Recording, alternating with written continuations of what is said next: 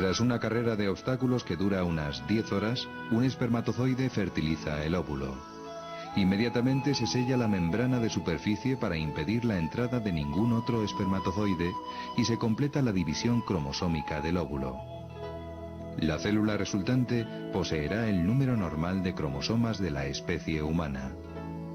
Esa nueva célula, llamada cigoto, comienza a operar como un ser totalmente nuevo, distinto de su padre y de su madre. En las horas y días siguientes a la constitución del cigoto, las células aumentan de modo asombrosamente coordinado, tanto en cantidad como en calidad, alcanzando formas biológicamente más complejas. El genoma del cigoto revela la pertenencia de ese individuo a la especie Homo sapiens. Los datos biológicos son fundamentales para indicarnos que a partir de la fecundación, la nueva estructura que se forma ya tiene todas las características propias de un nuevo individuo humano. ¿Por qué? Primero, porque en la fecundación se consigue un nuevo patrimonio de la vida, toda la estructura biológica completa, incluida la determinación del sexo. A partir del momento de la fecundación, ya el embrión que aparece, el cigoto, ya es o masculino o femenino. Pero es que además, a partir de ese momento, a partir de la fecundación, se dispara un proceso que ya no se puede detener. Es un proceso totalmente continuo que terminará con la muerte del individuo. La muerte ya sea accidental, ya sea provocada. Pero no hay ninguna discontinuidad, no hay ningún momento en el que podamos decir antes era algo prehumano y después ya tendríamos un ser perfectamente humano. No, ese momento únicamente viene dado por la fecundación. Así pues, la biología demuestra que ese embrión es un individuo de nuestra especie desde el primer momento. Y si es individuo humano, ¿cómo podría no ser persona humana?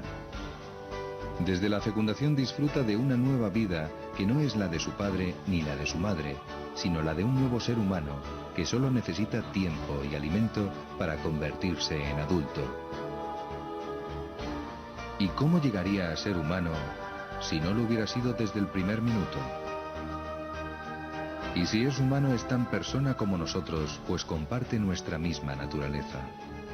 Esa naturaleza no se adquiere ni disminuye gradualmente, ni se pierde por enfermedad, accidente o discapacidad. Las capacidades físicas o intelectuales, en efecto, pertenecen a la persona, pero no son la persona.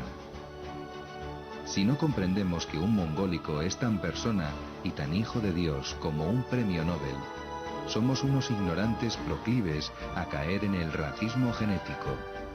La noción de racismo, la idea de que existen seres de vida de calidad inferior, crea una mentalidad eugenista de seleccionar solo a los más válidos, eliminar a los deficientes, y esta idea eugenista triunfa de modo muy notable en la Alemania nazi.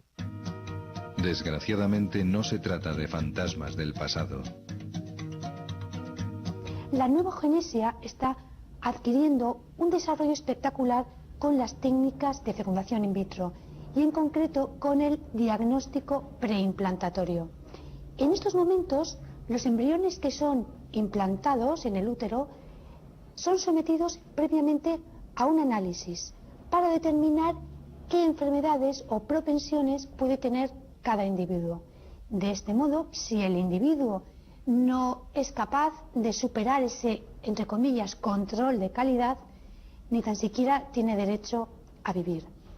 Cualquier defecto imaginable, cualquier problema, puede ser causa de aborto del embrión. Otro de los motivos que se aducen para abortar es la presencia de malformaciones y enfermedades en el feto.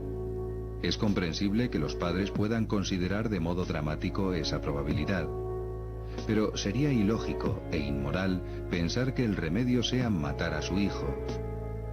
La solución, desde el punto de vista médico, sería el tratamiento prenatal o la terapia intrauterina cuando sea posible y, en último término, la rehabilitación. La violación es uno de los casos en el que el aborto se admite por la ley. Pero desgraciadamente este tipo de aborto no hace más que provocar un doble trauma. Por un lado es el trauma de la violación en sí y por otro lado es el trauma del aborto.